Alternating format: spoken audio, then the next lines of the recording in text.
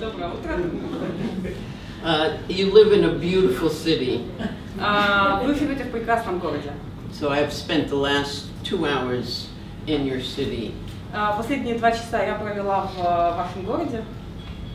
Let me introduce myself to you. What did you say about me? Almost everything I knew. Позвольте, я представлюсь. Очень интересно, что вам обо мне уже рассказали. So you need to know that I'm old. Ну, в первую очередь, вам нужно знать, что я уже весьма стара.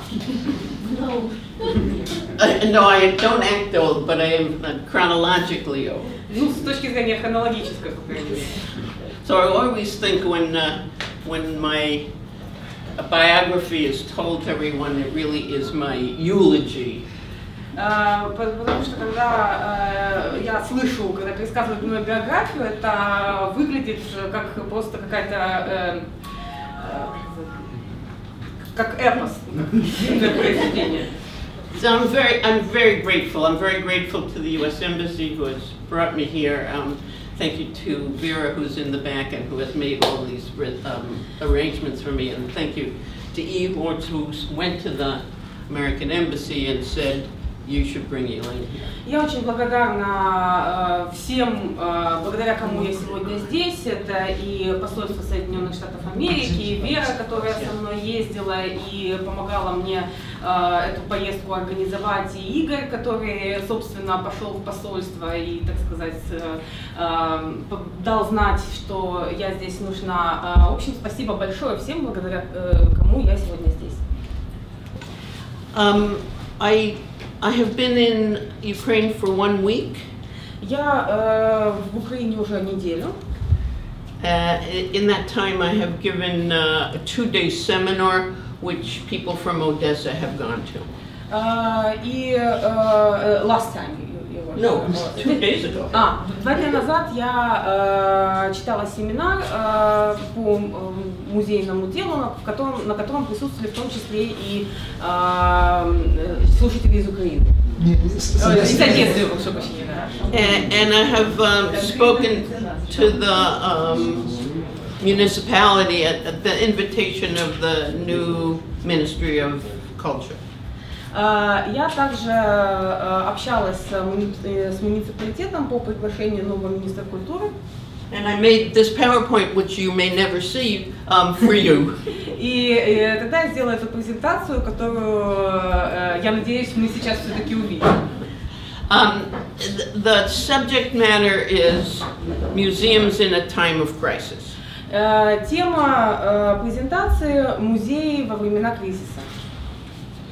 And whatever your personal political position is about this crisis is not the topic for today. Я хочу сказать, что наша личная позиция и точка зрения на кризис в стране не является сейчас темой нашей беседы.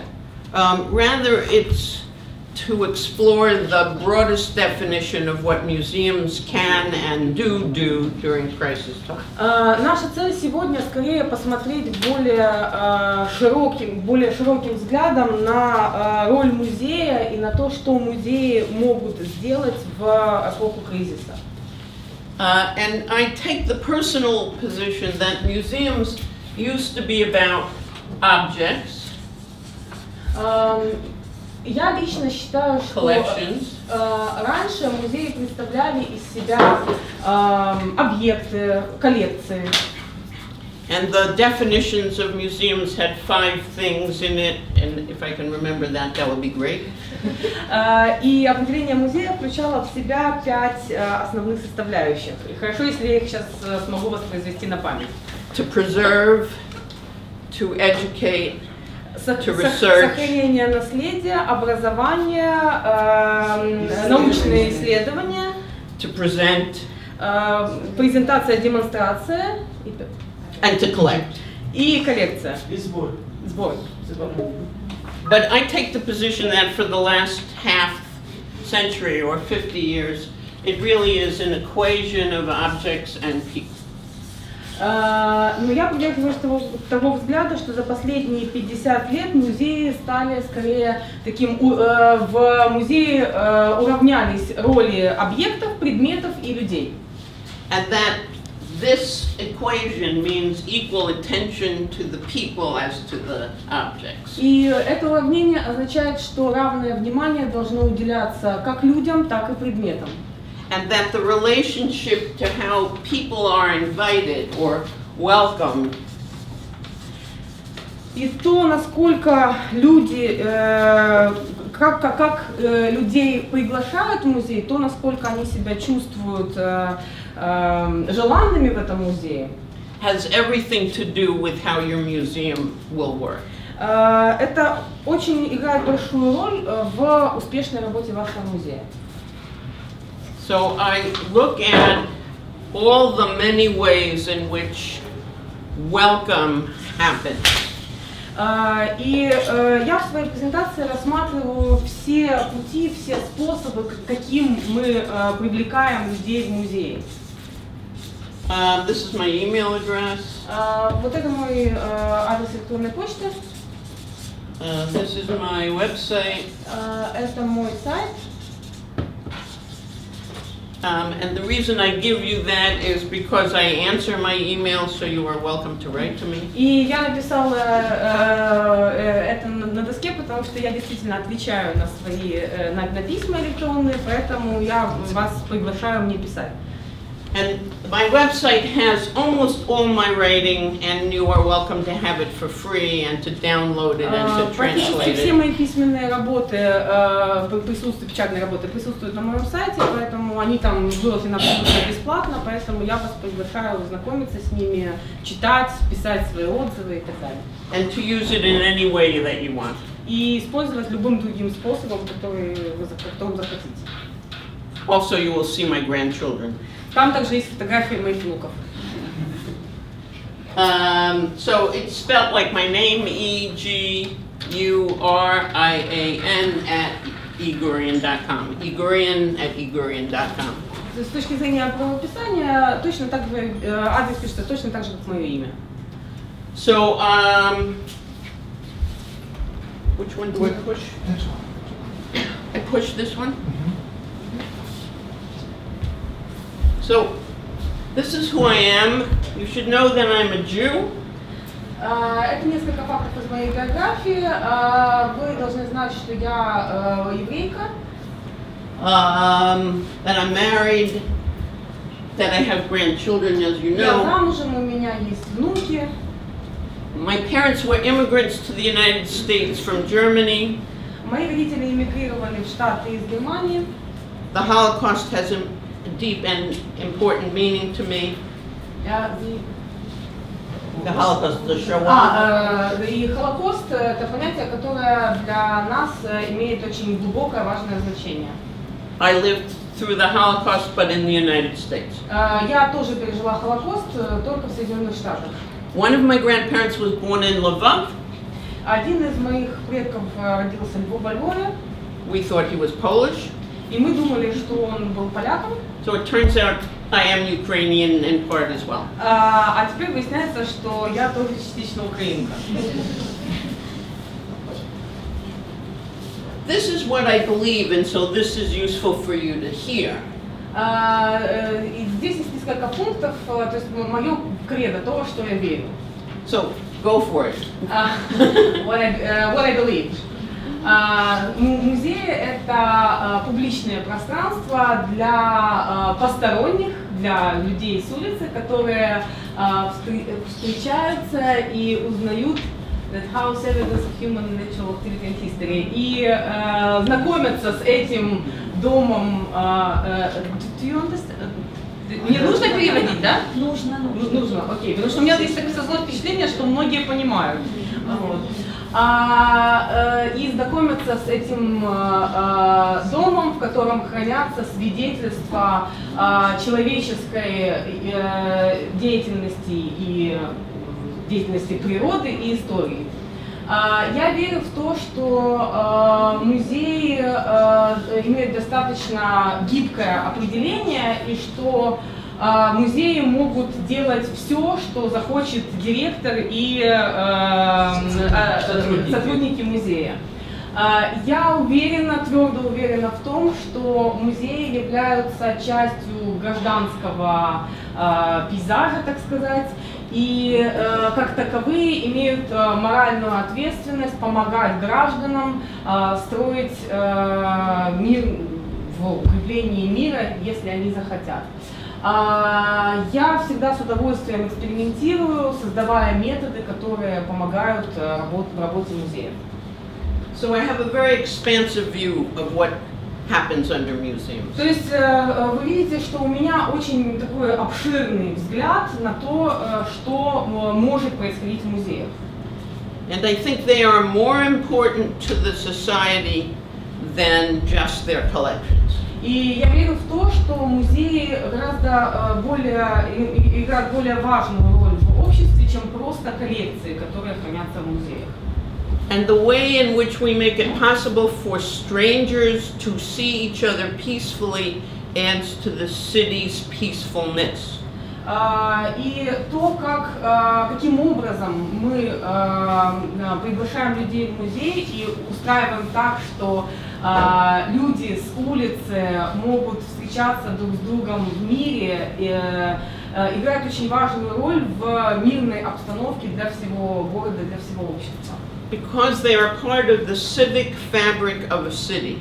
Потому что музеи являются частью общей гражданской ткани города. And they are trusted institutions by people who even don't go to them. И музеи также обладают большим кредитом доверия даже тех людей, которые обычно в музей не ходят. Now I see you all have notes, but we will give you this. Igor has this. You can just ask him for it, and you can have it. Я вижу, что многие из вас приготовились записывать. Я хочу сказать, что презентацию мы можем раздать всем, кто захочет. Она есть у Игоря, поэтому вы можете спросить Игоря, он вам всем ее в какой-то форме передаст. So if Igor told you what I do for a living or did for a living, then you know that I am a professional deputy director. Если Игорь вам рассказывал, кем я работаю, собственно, то вы, возможно, знаете, что я профессиональный исполнительный директор. I am not a theorist. I am a practical worker. Я не теоретик, я практик. But I take the position that every decision we make is philosophy. Но я придерживаюсь той позиции, что каждое решение, которое мы принимаем, должно за собой иметь некую философию.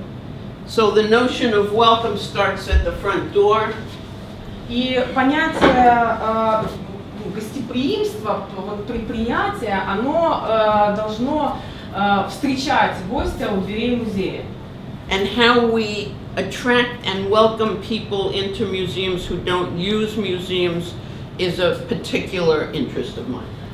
И то, каким образом мы встречаем и привлекаем тех людей, которые обычно не являются посетителями музея, не ходят в музеи, именно это является предметом моего особого интереса. And I take the position that we are not teachers. И я придерживаюсь той позиции, что мы не учителя. Or not teachers only, but friendly members that allow conversation to happen between people as well as with us.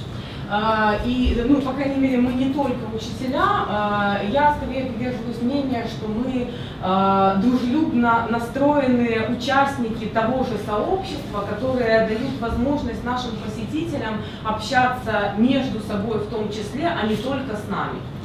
I work mostly for governments who are trying to figure out how to make peace between those parts of their community that have the power and those parts of their community that don't. Я работаю преимущественно с государственными правительственными организациями, и моя цель понять, каким образом мы можем примирить ту часть общества, у которой есть власть, и ту часть общества, у которой властью не обладает. And the other people who ask me to help them are people who I refer to as museums of very bad news. very bad news. И еще одна группа людей, которые обычно просят меня о помощи, это те музеи, которым я обычно, я их для себя называю, я несу очень плохие новости. So I have worked for the Holocaust Museum, as you know, but I have worked for American Indians, for black people in America, for the Aboriginal people in Australia, etc. Я работала с музеем Холокоста, я работала с музеем аборигенов в Австралии, я работала с музеем американских индейцев в Соединенных Штатах. So it's clear that this is a time of crisis in Ukraine. Очевидно, что в Украине сейчас время кризиса. And it's also clear that the future is unknown. И также мы понимаем, что будущее достаточно непредсказуемо. But there are many crises. Но кризисов в мире много. So there are catastrophes, war, emergencies, accidents, etc. Кризис включает в себя и катастрофы, и войны, и какие-то чрезвычайные ситуации, и природные катастрофы, и так далее, и так далее. I put VIP visits in as crisis. И я сюда поставила также и визиты высокопоставленных персон, также экспертов. Да, и также экспертов. Okay.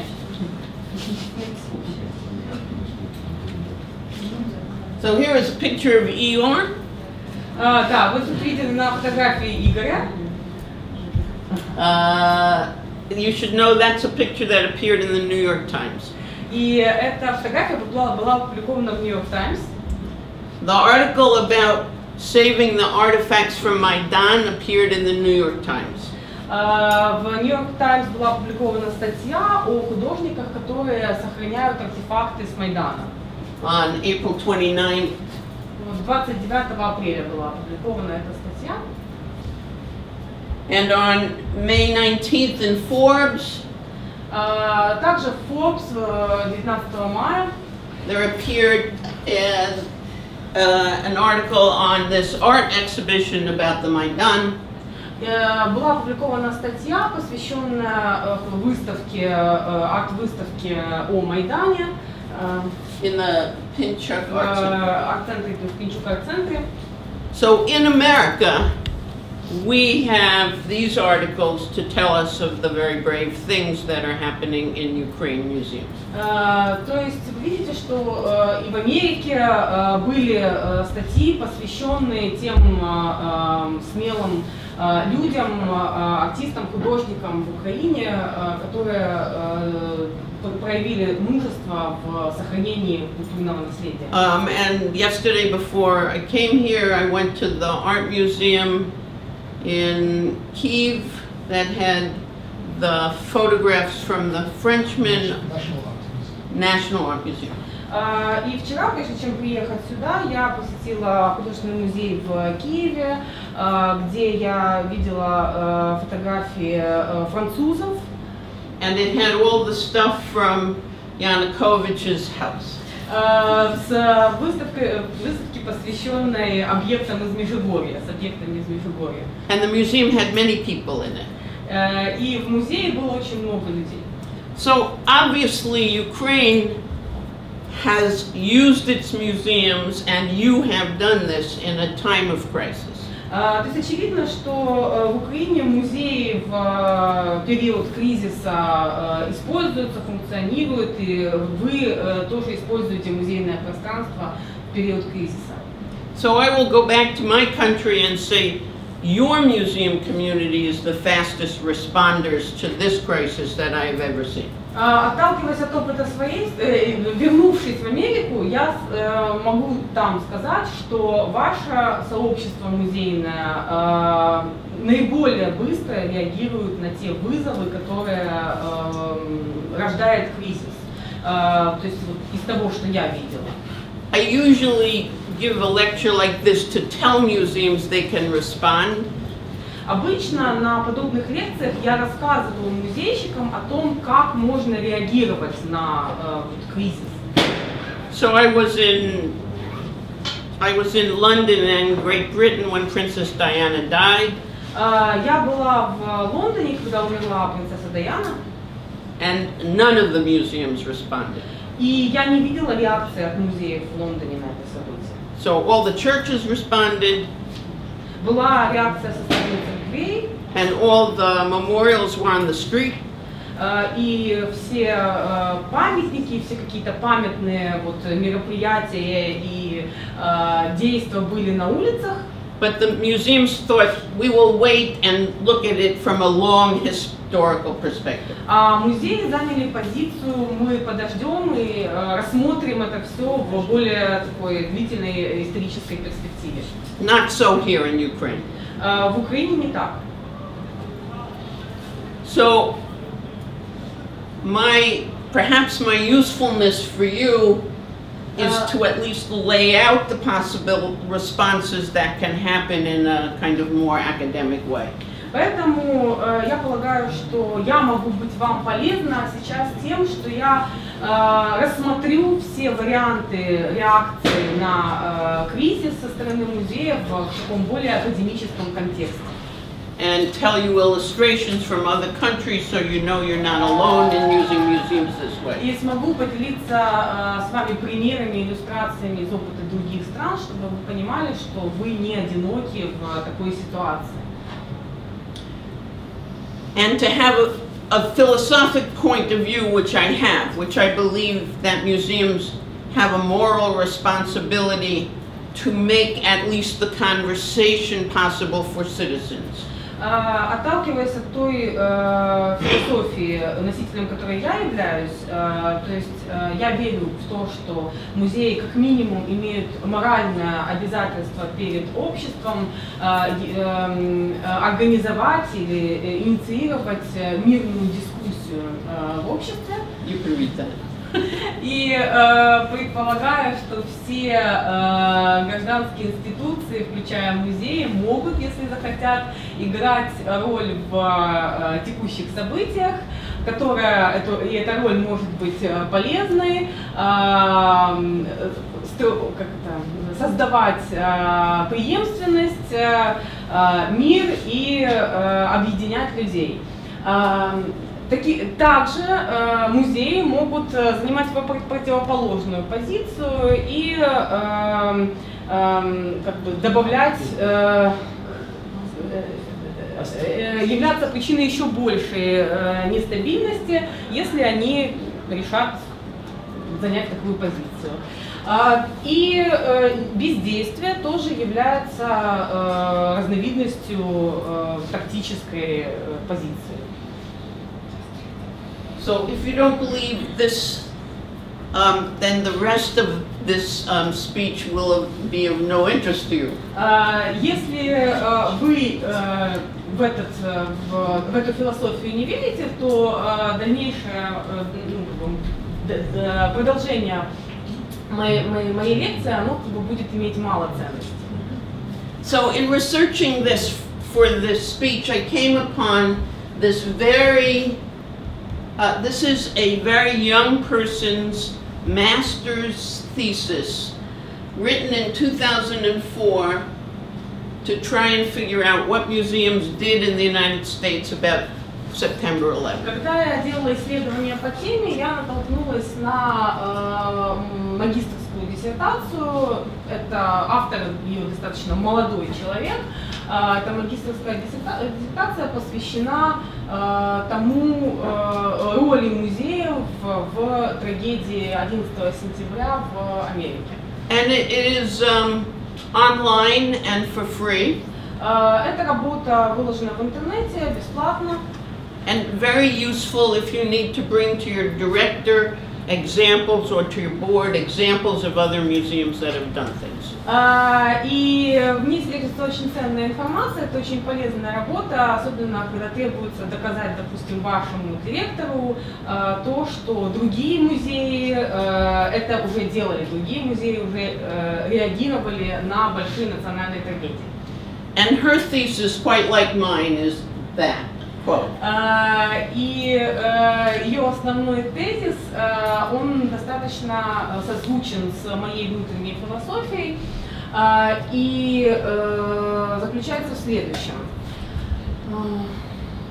В качестве общественных институций, которые пользуются довериями, а также привилегированных пространств для размышления, интеллектуальной стимуляции,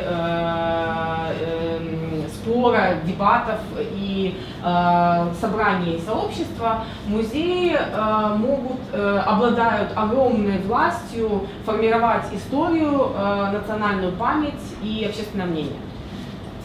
The part that I think is very interesting is community gathering.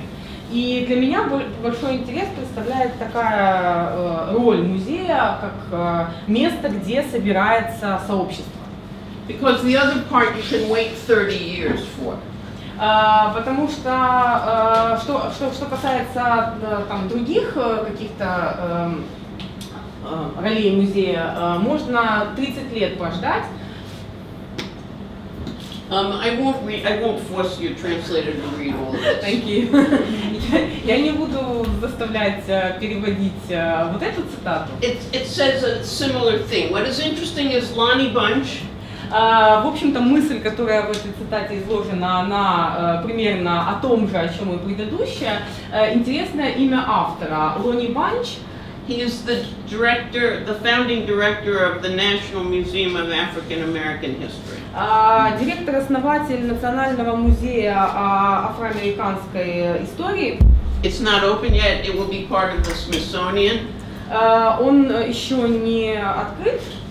He's black. Автор афроамериканец. And he is struggling with the very issues of how does he make his museum build community for not only the black community, but for everybody who is going to come to Washington. И сложность, с которой он сейчас сталкивается,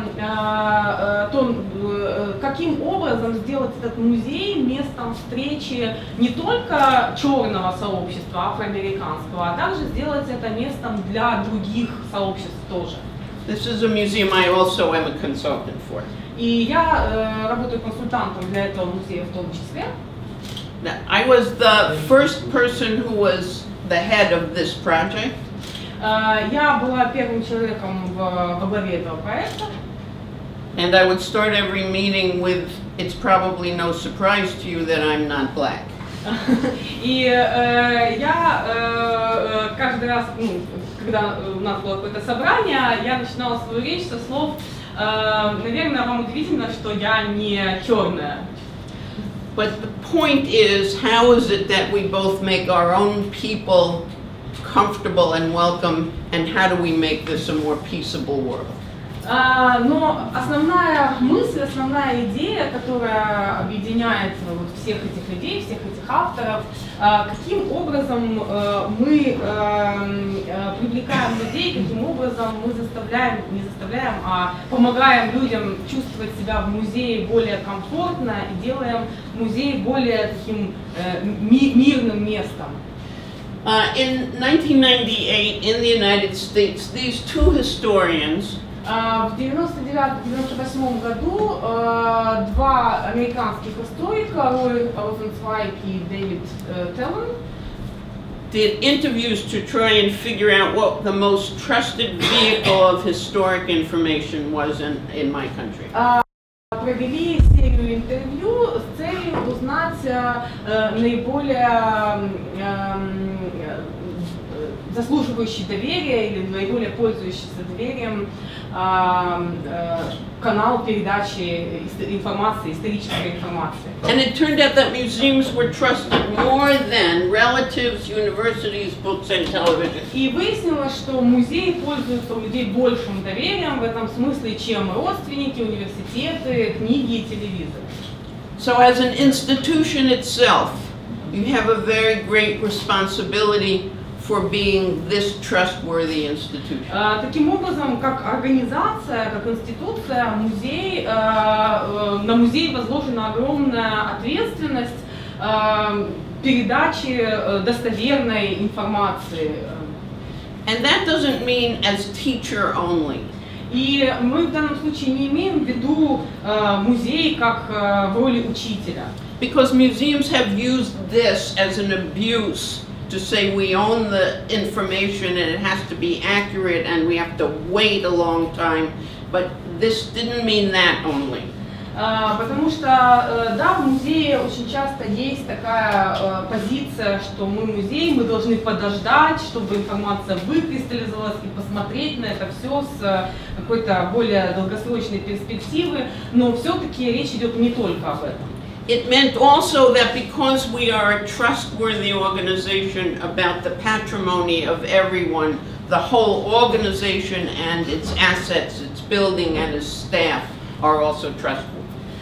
Речь идет о том, что музей как организация, вот, как общее целое, как здание, как и сотрудники музея, и коллекция музея, это все обладает определенным кредитом доверия. So before I show you all the wide examples, I wanted to say, прежде чем я приведу многочисленные примеры, хотелось бы сделать акцент на следующем. Некоторые музеи... that some museum somewhere, that is, some museum in some part of the world, has done everything that I'm going to show you. Некоторые музеи где-то в разных местах мира сделали кое-что из того, о чем я вам сейчас расскажу, из тех примеров. And many of them have been done here in Ukraine because we were at this meeting where people started to say what they were doing, and many brave actions have happened in Ukraine. И многие из тех примеров, которые я приведу, фактически имели место быть здесь, в Украине. What this says is, obviously when a crisis happens, you can act immediately. Что основные мысли перечислены на этом слайде, когда случается кризис, вы можете отреагировать мгновенно, сразу же. But it works much better if you've already prepared in a time of tranquility for your response in a time of crisis. Но ваше действие будет гораздо более эффективными, если в мирное время, до начала кризиса, вы уже приготовили, у вас есть уже готовые варианты реакции на кризис. Because clearly in the first list of crises I gave you, one or all of those are going to happen to you. Потому что очевидно, что в перечне тех кризисов, вариантов кризиса, которые я вам перечислила. So I will tell you my favorite 9/11 story. Могу рассказать вам мою любимую историю об 11 сентября. There is a museum in Washington, D.C. called the Newseum. It's a combination of museum and news. В Вашингтоне есть музей, который называется Музей. Это комбинация слов музей и новости. Новостей, наверное. It was founded by the newspaper USA Today. Это музей, который основан газетой USA Today, Соединенных Штатов. And it has access to all the information that newspapers have. И в этом музее, этот музей имеет доступ ко всей информации, которая содержится в газетах. I'm sure you know that 9/11, the airplanes flew into the Pentagon in Washington, D.C. at the same time they flew into New York. Я думаю, вы помните, что 11 сентября самолеты одновременно врезались в здание в Вашингтоне и в Пентагоне. A mile from my house and a half. В Нью-Йорке, я прошу прощения. A mile from my personal house, but a half a mile from this museum. The Pentagon is a mile from my house. Мой дом расположен в миле от Пентагона. And it's a half a mile from this museum, the museum. И в полумиле от этого музея.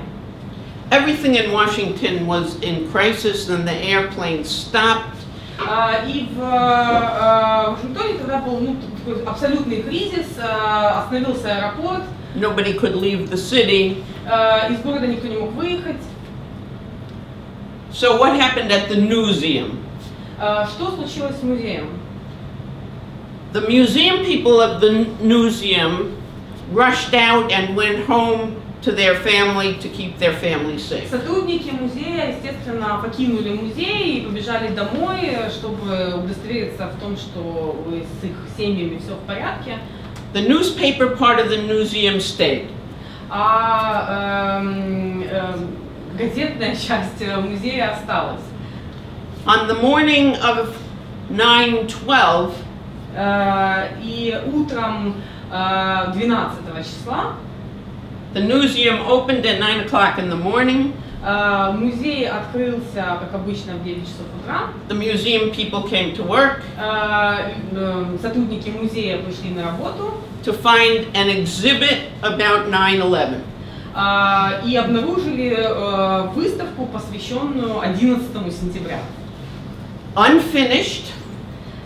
Выставка была еще не закончена. So as it opened, people kept bringing in new photographs. В процессе открытия выставки люди продолжали приносить еще фотографии. And all the people who were locked into hotels И все те люди, которые оказались запертыми в отелях, walked into this museum, which is пошли free, в этот музей, который был открыт бесплатно.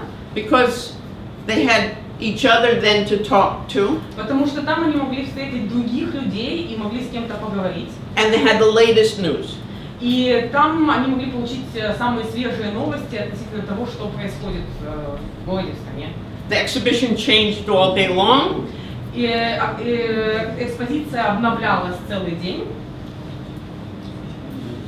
So after this happened, the staff of the museum sat down, the museum staff and the newspaper staff. И после 9 часов, когда закрылась, собственно, выставка,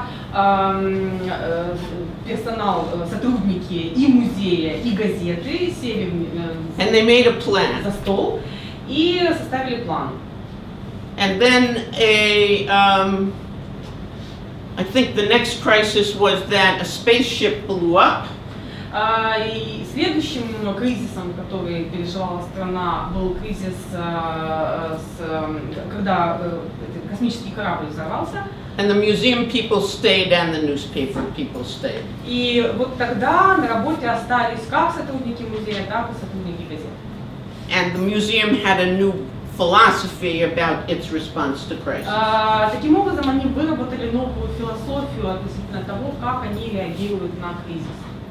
So it is the preparation and infrastructure that makes immediate action easier. Вывод таков, что подготовка и наличие нужной инфраструктуры обеспечивает возможность быстрой реакции на кризис. Obviously, the first issue is, do you know how to protect your collections? Do you know how to evacuate your collections? Do you have alternative plans for your collections? Разумеется, первый вопрос, который возникает в момент кризиса, это вопрос коллекции. Нужно ли защитить коллекцию музея, нужно ли ее эвакуировать? Вообще, что делать с, собственно, музейной коллекцией? Blue Shield, there is Ukraine Blue Shield, I understand. There's a website called Ecomos in which Blue Shield is. There are people ready to help you, but you should have an emergency plan for the protection of your things. Такая организация, как Blue Shield,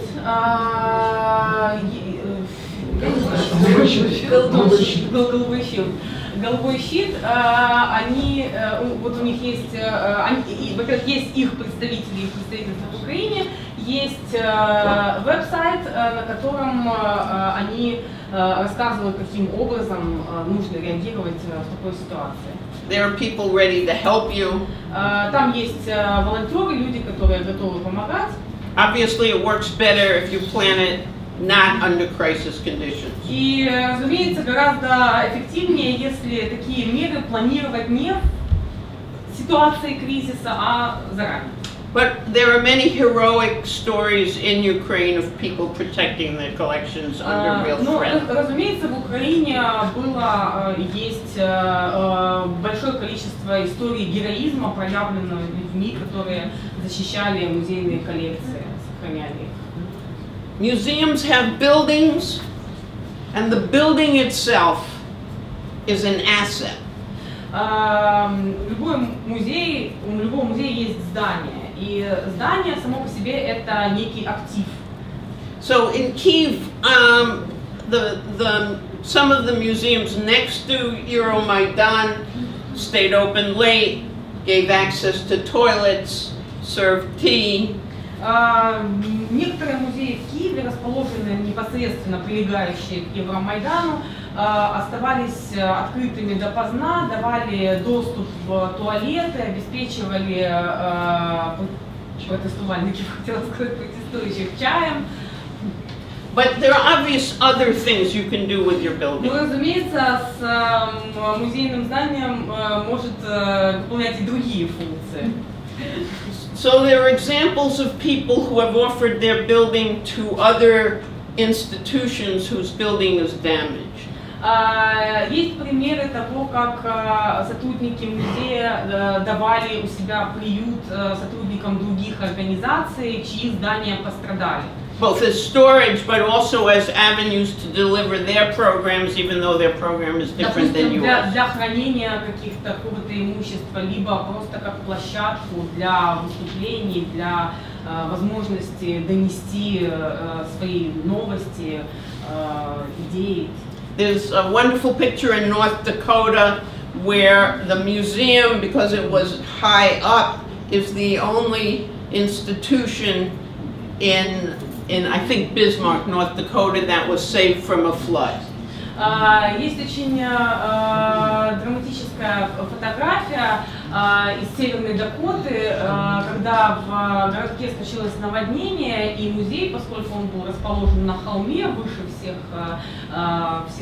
всего остального города, оказался единственным зданием, не пострадавшим от наводнения. So they invited all the other organizations to use their building, and there's a wonderful photo of little girls in tutus having their dance class surrounded by all the art.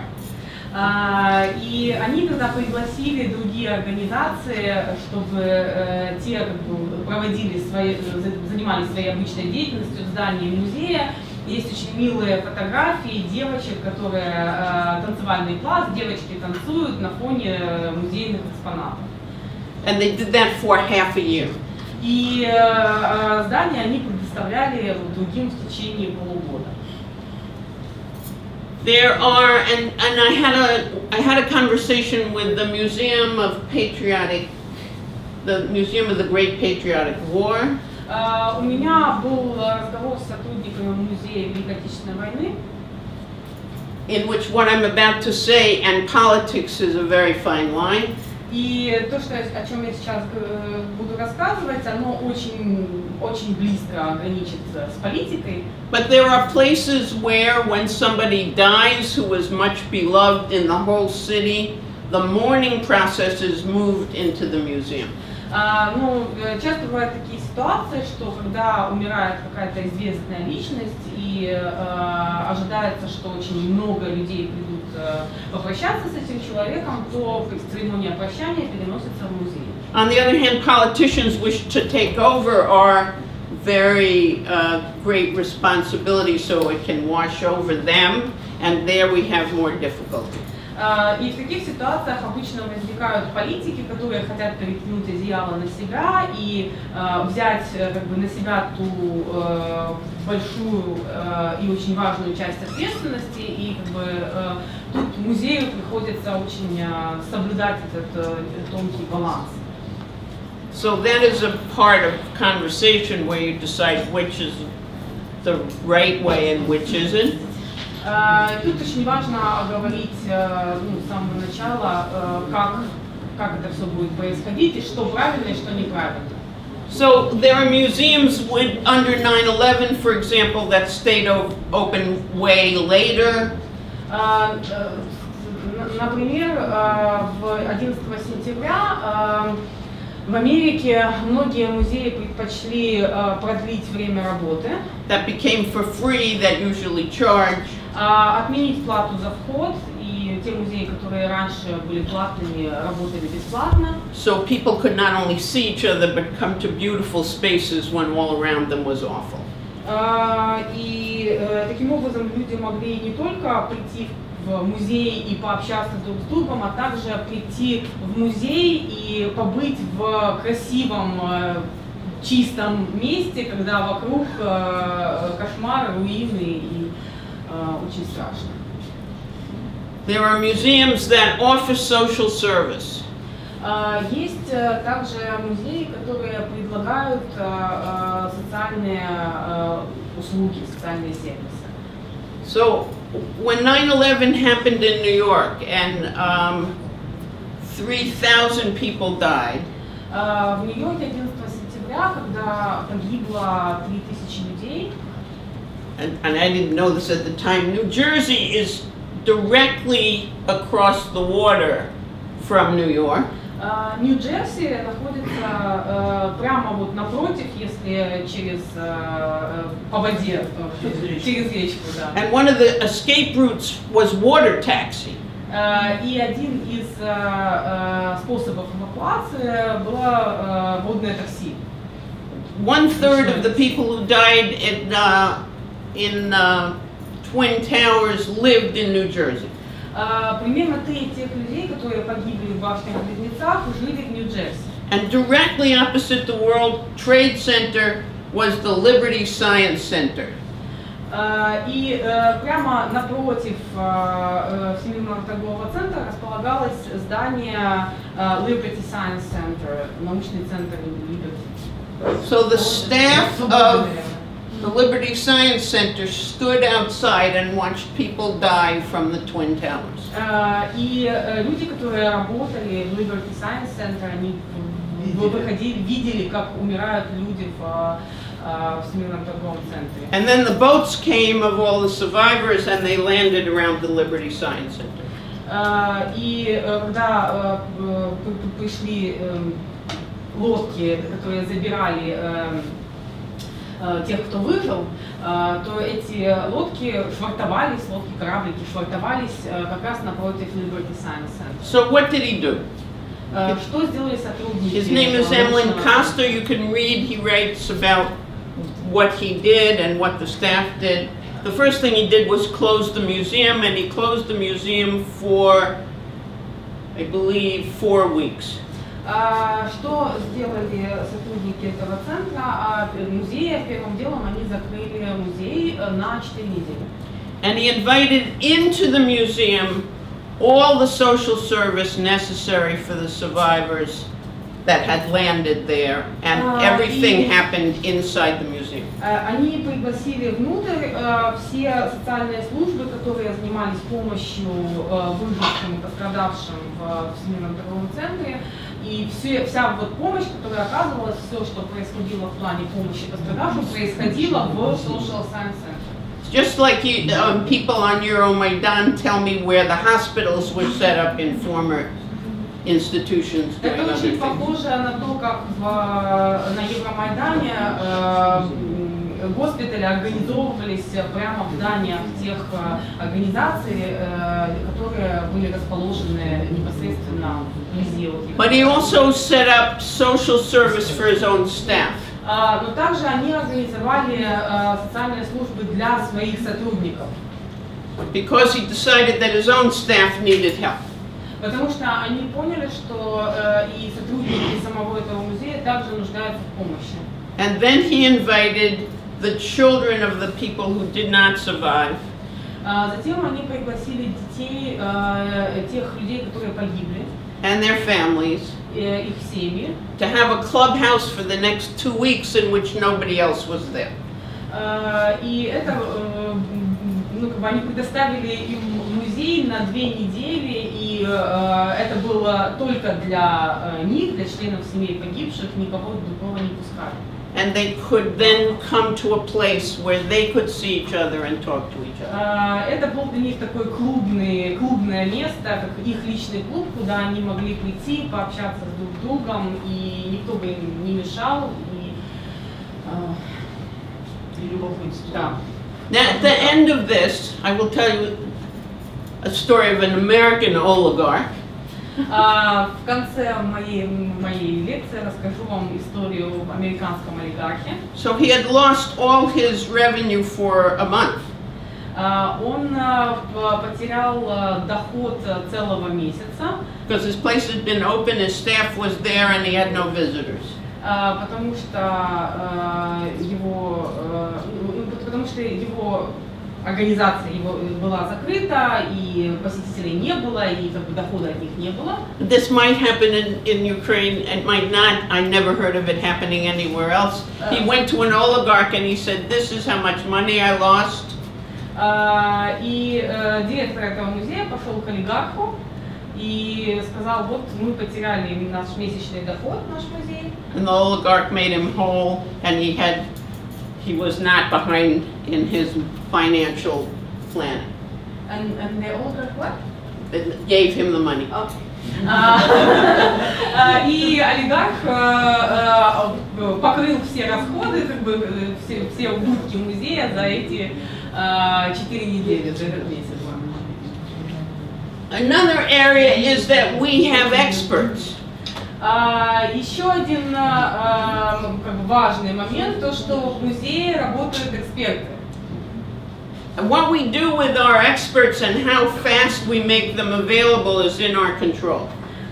И то, как мы работаем с экспертами, насколько быстро они могут быть доступны обществу, это вопрос под контролем у музея. And who we let them talk to is also in our control. И с кем, кто первый получает доступ к этим экспертам, тоже под контролем музея. So when the spaceship blew up, когда взорвался космический корабль, the Air and Space Museum in Washington, D.C. was run by an astronaut. Музей космоса в Вашингтоне его возглавлял бывший космонавт. And he came down and talked to all the people. И этот директор, он спустился к людям и со всеми пообщался. So they could ask him anything about what was going on and understand it better. И задать ему любой вопрос о том, что произошло, как это могло произойти и так далее. And we have in America quite a number of museum people who appear on television whenever something of their expertise is. В Америке есть достаточно большое количество музейщиков, которые известны, регулярно появляются на телевидении и комментируют, дают свой экспертный комментарий, когда происходит что-то, что входит в зону экспертизы. This is having access to the content.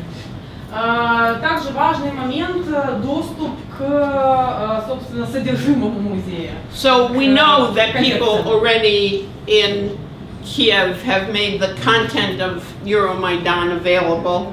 Мы знаем, что в Киеве доступ к артефактам Евромайдана уже вполне обеспечен. Любой может.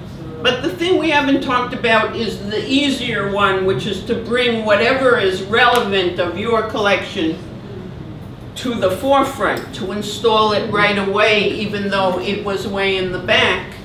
Но мы еще не говорили о таком моменте, о таком способе, что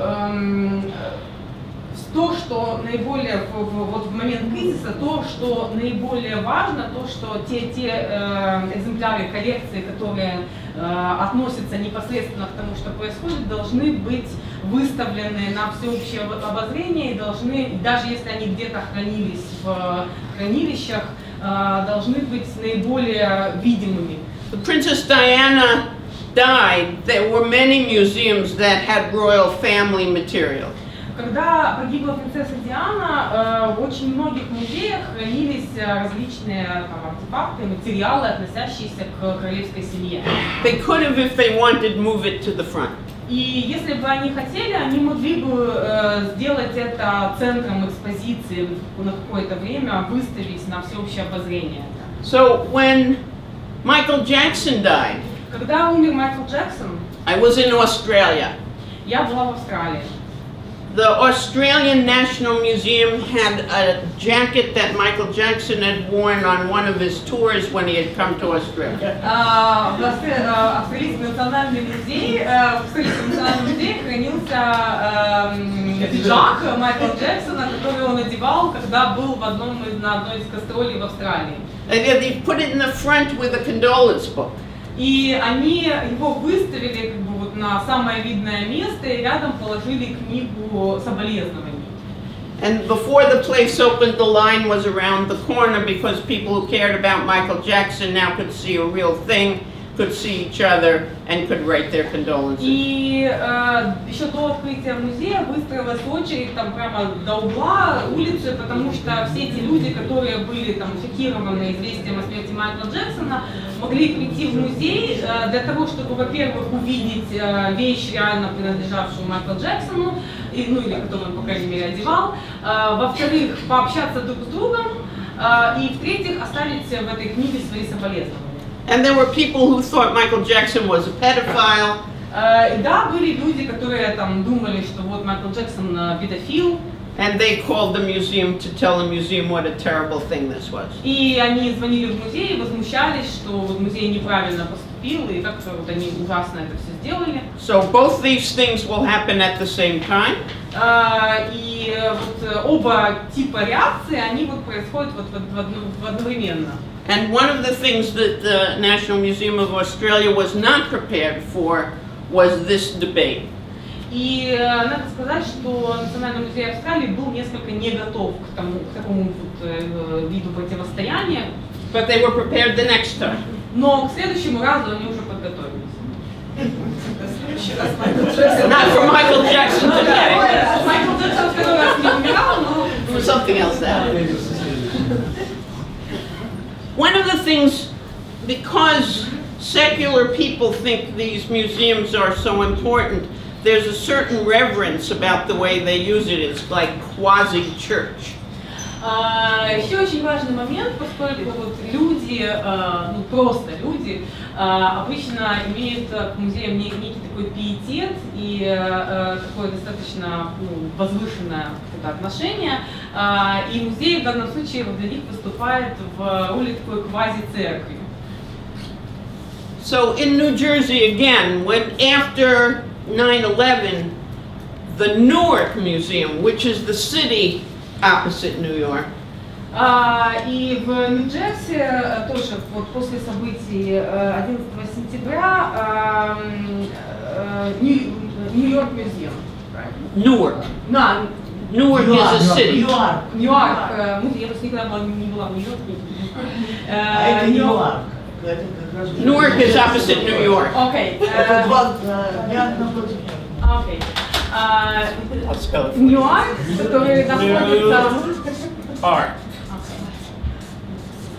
который находится как раз напротив Нью-Йорка. Newark. All right, whatever. They talked to people and said, what should we do? And the people said, we need to build a garden for meditation, quiet, and peacefulness. Они как бы говорили с людьми на тему, что мы можем сделать вот сейчас для людей. И ответ был, что нужно сделать такой сад для медитации, для того, чтобы люди могли как-то прийти в состояние спокойствия, там, покоя, баланса. So, and that's what they did. И они это сделали. At the Metropolitan Museum of Art in New York, в музее Метрополитен в Нью-Йорке they had a beautiful exhibition already there of paintings from Muslim countries, miniatures, beautiful. Была прекрасная экспозиция мусульманского искусства, миниатюр. They stayed open late. Они продлили рабочие часы. They made signs to how to get there. Сделали указатели, как добраться до музея. Because what they wanted and what people wanted was to be reassured that this is a rich Muslim tradition, is not only violent but has this beautiful art. Потому что для многих людей было очень важно понимать, что вот эта богатая мусульманская культурная традиция существует, что мусульманский мир это не только жестокость, не только насилие, не только разрушение. And so in order to have a more broad view and not hate all the people of a certain group, this exhibition worked as one of the peacemaking exhibitions in New York. И таким образом, для того, чтобы показать, что вот этот мусульманский мир, что определенная группа, показать эту группу в более широком контексте,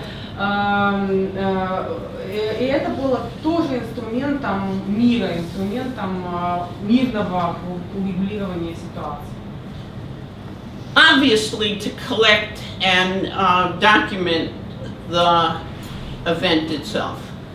Затем очень важный момент, собственно, документирование кризисного события, да, и сбор информации, сбор артефактов, относящихся к нему. So Ihor is in this official committee that is trying to look at the coordination of the documentation of Euromaidan, and there are how many institutions involved beside Ochar? Around 5. 15. 5 at the moment. Членом официальной комиссии, которая занимается сбором данных и документированием всего. Doing different parts of this. Того, что относится к Евромайдану, и всего в этой комиссии представители 5 организаций. And the coordination, as you can see, needs to be generous rather than possessive. So they have divided in certain ways by skill base. И координация такого процесса, она должна, она не может осуществляться на принципах вот собственничества, и таким образом члены этой комиссии поделили сферы ответственности по принципу. So one of the organizations is good in oral history. То есть, допустим, одна из организаций, участвующих в этой комиссии, хорошо специализируется на устной истории. And they obviously are doing the oral history, and some are collecting things. Другие занимаются сбором материальных артефактов, вещей. But one of the things that has to happen, and is already happening, is a kind of generosity of process so that people know they can have access to each other's material. Но очень важным моментом в этой работе является взаимообмен, такая взаимная щедрость. То есть участники, те, кто занимается одним аспектом, знают, что не всегда есть доступ к материалам других участников группы. This is the one generally not talked about. То, о чем мы сейчас будем говорить, обычно об этом не очень говорят. But it's a very powerful tool, and I learned it first actually when I went to Russia when I was a young woman. Но это очень мощный инструмент, и впервые я об этом узнала, когда была в России, будучи еще очень молодой. This is about metaphor. Я сейчас говорю о метафоре. So when I went to Russia, I was in my early 30s. Мне было 30 с небольшим, когда я побывала в России. A lot of the information was restricted in many ways, as you would imagine. И доступ к большому количеству информации в России тогда был закрыт. But the most radical theater was puppetry. Кукольный театр. И самым таким радикальным, продвинутым театром в России тогда был кукольный театр. And they were telling ancient stories with puppets. Они рассказывали древние сюжеты с помощью, ставили древние сюжеты с помощью кукол. And the audience were all adults, there were no children. My country puppets are only for И в children. зрительном зале сидели только взрослые, детей там не было. And all of a sudden I understood those were metaphoric stories. И я тут я поняла, что истории, собственно, были все метафорические. It was a theater of resistance, but it looked very peaceful. Это был театр сопротивления, который притворялся мирным детским театром. The United States Holocaust Memorial Museum was opened 20 years ago.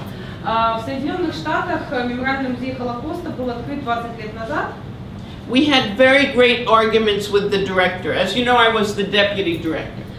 Я была заступником директора, и мы с директором, у нас были достаточно такие живые споры. I was always arguing we have to talk about genocide in the abstract. Я всегда спорила с тем, что нужно говорить о геноциде так, абстрактно, в общем. He said, no, we will tell the story of the Holocaust between 1933 and 1945, and we will tell it accurately. Мой директор мне говорил, что мы должны рассказывать историю геноцида с 1933 по 1945 год, и мы должны достоверно, точно вот передавать те события. Да. And everyone will hear the story and use it as a metaphor. Каждый,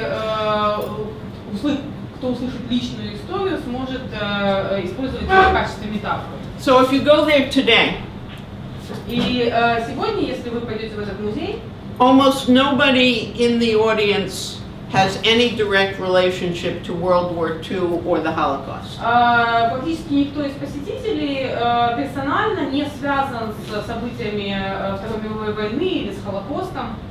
And if you listen to what they're talking about, they are probably talking about Ukraine. И если послушать то, о чем они говорят, то, возможно, их разговоры имеют отношение к Украине. They talk about their personal responsibilities in a time of government overreach. Все разговоры, в общем, о личной ответственности человека в период, когда меняется правительство, в период кризиса. And it's used by high school students who are black and white to make peace with each other. И в этом музее среди посетителей есть и чернокожие студенты, и белые люди, и это музей является площадкой для мирного диалога между ними. And it is used as the training for police about what police responsibility to minorities is in today's Washington. И также это площадка для обучения, что ли, для тренинга полиции о том, как реагировать на ситуации, на те или иные ситуации, связанные с меньшинствами в нынешнем в Вашингтоне сегодня. So it tells you can go back into your exhibition and see what is a useful metaphor and how to make it useful in today's world. Таким образом, это скорее, я хочу сказать, что можно пересмотреть, взглянуть по-новому на коллекцию своего музея и подумать, что в этой экспозиции может являться той метафорой, которую посетитель музея сможет использовать вне контекста музея. This is the one we mostly do. What do historians think about the event that happened a long time ago? Музеи также работают как площадка для рефлексии, для осмысления того, что и исторической дискуссии. It is useful to do that. И это полезная практика. But you see this, the Holocaust Museum opened 50 years after the end of the Second World War. Ну, вот, допустим, музей Холокоста, как вы видите, открылся через 50 лет после окончания Второй мировой войны. because we couldn't get most of the people to agree until most of them were dead. Потому что очень сложно было прийти к согласию по поводу, собственно, Холокоста до того момента, когда большинство участников событий, собственно, уже умерли. So this is the summary, which is it works better if you prepare. Основной итоги нашей сегодняшней встречи, основные выводы. Гораздо лучше подготовиться заранее. And there are many ways to prepare. И подготовиться можно различными способами, различными путями. To have relationships with journalists. Устанавливая отношения с журналистами. To have access to empty cases. Иметь доступ Display. Empty display. Пустые, как это в музее называется? To have systems of easy installation. Витрины, вот. Иметь системы, которые экспозиционного оборудования, которые легко установить и быстро. And to assign who is going to watch the news and in what kind of way. Распределить роли, кто будет смотреть новости, кто будет реагировать и у кого какая роль.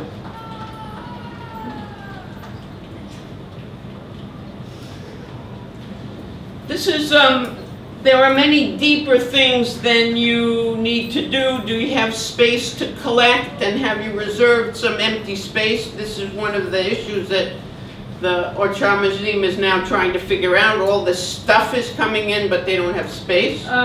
Есть множество вопросов, в частности вопрос свободного места. Достаточно ли у вас места для того, чтобы хранить поступающие к вам артефакты или документы? But the most controversial piece is not the technical piece, but the philosophic one. Но самые противоречивые моменты, аспекты, это всегда не технические аспекты, а философские.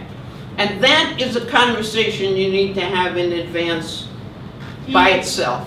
Вопросы философии должны обсуждаться сильно заранее и в кругу самих сотрудников музея.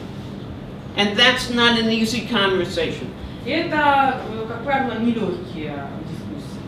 What is the willingness to take a stand on any issue is a conversation way before you know what the issue is. И вот это разговор о желании. Do you mean this political? Например, разговор относительно того,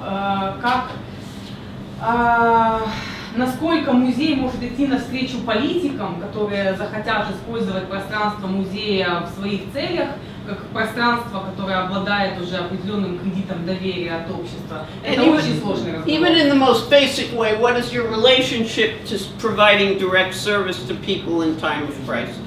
Ну и, допустим, даже очень такой простой и конкретный разговор о том, как вы будете обеспечивать услуги музея, как вы будете работать с людьми в момент кризиса. Is it our responsibility? Является ли это ответственностью музея? You know my response to that, but you own all your own museums and you get to make that decision yourself. Я уже озвучила свою точку зрения, но в любом случае это то, что каждый музей должен решить для себя. Thank you.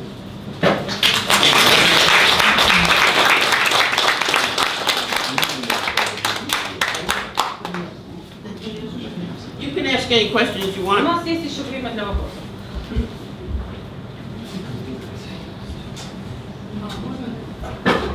Ну вот, допустим, когда происходит вот такая ситуация, как у нас произошла в Одессе, скажем, 2 мая, да, когда были очень накаленные страсти, и как сделать выбор музею с точки зрения соответствия музея его гражданской позиции ситуации и с точки зрения заботы о сохранности самого музея, его коллекции, то есть. You might have heard that on May 2, on the 2nd of May, we had a very tragic situation in Odessa. Yeah, many people died, and there was and still is a very difficult confrontations between the people of Odessa. So the question is how in this situation the museum should choose between the response to this crisis as the people in the museum as citizens to show their civic position, and the attempt to, the responsibility to preserve the physical the existence of the museum, to keep the museum safe. Obviously, these are very important questions, so let me take them separately. Это очень важный вопрос. Давайте рассмотрим два этих аспекта отдельно. You have obviously a responsibility to keep your building safe. Разумеется, на вас лежит ответственность сохранения музея, здания музея и коллекции музея. And I cannot begin to assess each action you can take and the safety of your building. That's why you have to make your own decisions. И, конечно, я не могу тут решить, как то или иное ваше действие отразится на безопасности музея. But let me assume, and this may be a wrong assumption, let me assume that most people who are on both sides of this issue are peaceable people who hold very strong opinions but are not going to kill each other. Ну давайте предположим, хотя я отдаю себе отчет в том, что это может быть ложное предположение с моей стороны, что люди, которые находятся по обе стороны баррикад, в большей степени стремятся к миру, и хотя они находятся в состоянии очень сильной конфронтации, они не готовы убивать друг друга. I am credited with this following phrase, which I never said, but which I'm very happy to be credited with. Мне приписывают фразу одну, которую я никогда не говорила, но я очень довольна, что мне ее приписывают. Which is that a museum is a safe space for unsafe ideas. И эта фраза звучит следующим образом: музей — это безопасное место для небезопасных идей. And so the question of how that conversation can happen within your space by people of goodwill but opposite positions. И вопрос о том, каким образом люди, придерживающиеся противоположных взглядов, могут вступить в диалог, и каким образом музей может быть местом для этого диалога. It requires that we think of people on both sides of the issue as human beings with about the same right to hold an opinion. При этом, конечно, мы должны исходить из того, что люди, которые находятся по обе стороны баррикад, это живые люди, и обе стороны имеют право на свое мнение и на его выражение. So who you pick, who are rational people, but people of strong opinions, but of personal goodwill, кого вы позовете к этому диалогу из обоих лагерей, is part of our critical responsibility. С тем, чтобы это были люди, придерживающиеся противоположных взглядов, но при этом обладающие рациональным мышлением и способные к диалогу. But if we can do that, if we can host a place where a conversation, even a heated conversation, is peaceably happening, и если мы можем это сделать, если мы можем обеспечить такое пространство для, возможно, очень горячего, но все-таки диалога, then we are moving toward at least the beginning stage of healing our city. И то тогда мы приближаемся, ну, по крайней мере, к какой-то начальной фазе оздоровления общества в городе. I cannot even begin to tell you when that can happen in your city. I am not of your city. Я не беру на себя ответственность говорить о том, как это может произойти, когда, потому что я не знаю всей обстановки в вашем городе. But I did read Poroshenko's quote this morning after he talked to Putin. Я читала цитату из Порошенко утром, цитату из его разговора с Путиным. He said it was a very tough or hard or unpleasant conversation we just had. И Порошенко сказал, мы имели очень долгий, тяжелый, неприятный разговор, недолгий, неприятный, тяжелый разговор. But it is the beginning of conversation. Но это только начало разговора. So that we can host that if we are willing to do that. That doesn't mean we don't have security in the room. Таким образом, музей может быть площадкой для диалога, если мы обладаем достаточным желанием. Но при этом в комнате, конечно, в помещении, конечно, желательно иметь охрану.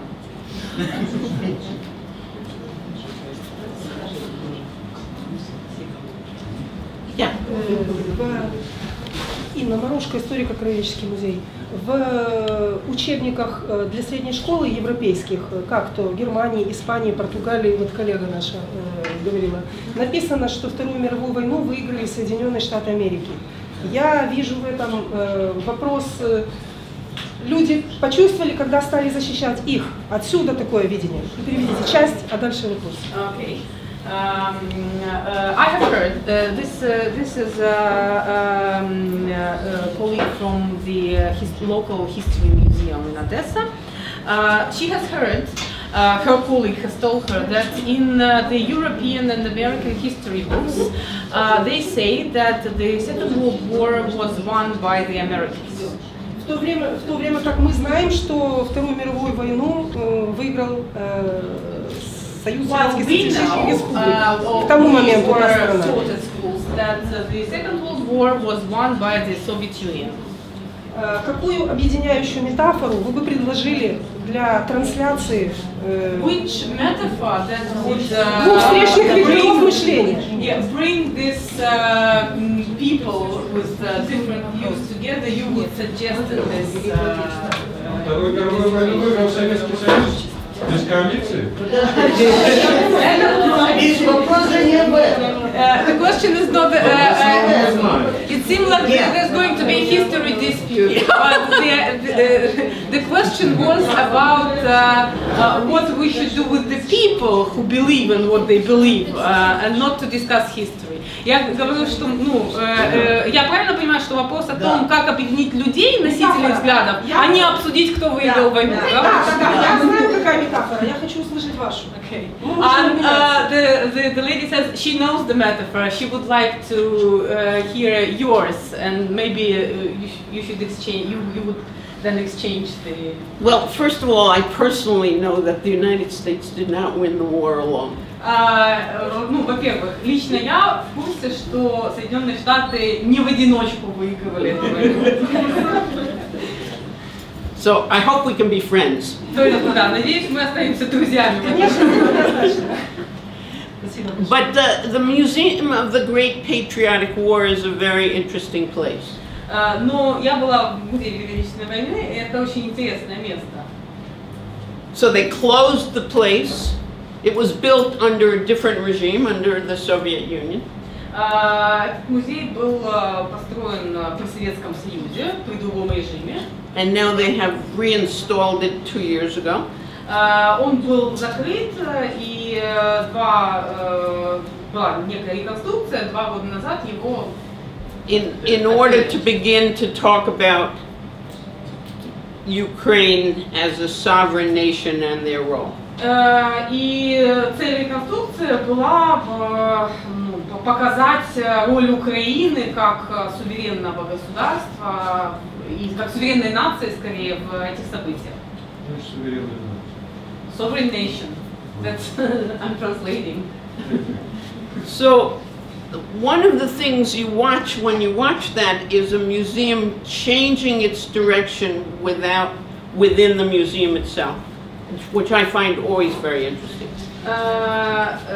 Could you repeat that, please? This is a museum built to do this, and that same museum without tearing it down, is going to do this. Да, очень интересно наблюдать, как музей в процессе своего существования, не меняя здания, не меняя как бы, своих физических параметров, начинает выполнять другую функцию. Музей, который строили для того, чтобы он выполнял одну функцию освещения роли Советского Союза, начинает выполнять роль как бы, освещения роли Украины в тех же самых событиях. Now, I am a Jew. That's the first thing I told you when I got here. Я еврейка, я с этого начала. So from my point of view, the entire story hasn't been told yet.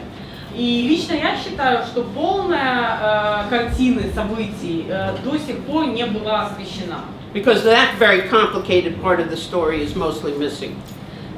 И есть очень сложные моменты, которые как бы кусочки пазлов, которые в этой картине не хватает. What you see, though, is a museum beginning to deal with nuance, ambiguity, and doubt. Но вот то, что мы сейчас наблюдаем, то, что музеи начинают в такой ситуации работать с неоднозначностью событий, с нюансами. And the more we train our children to have critical thinking, и чем больше мы учим наших детей критическому мышлению, the more we teach them that every position has some truth in it, but is not the whole truth. Чем больше мы приучаем их к мысли о том, что в любой позиции есть часть правды, но ни одна из позиций не обладает всей полнотой правды, the better they will be able to look at different things that we're not talking about. Тем лучше наши дети будут подготовлены к тому, чтобы видеть те вещи, о которых открыто не говорится. So I take the position of every museum of bad news that I deal with. И я занимаю позицию любого музея, музеи плохих новостей, да, в которых я работала, условно говоря, то есть музей Холокоста, там, музей аборигенов и так далее. That the bad guys were not completely bad. И позиция эта заключается в том, что так называемые плохие парни были не совсем окончательно плохие. And the good guys were not completely good. И хорошие парни были тоже не во всем и всегда хорошие. And the more I start to allow people to understand that, и чем больше мы позволяем людям увидеть всю эту неоднозначность, the more they will make decisions as citizens about what to do in things in front of them. Тем скорее люди научатся принимать свои собственные решения, исходя из своей гражданской позиции, относительно того, что происходит вокруг них.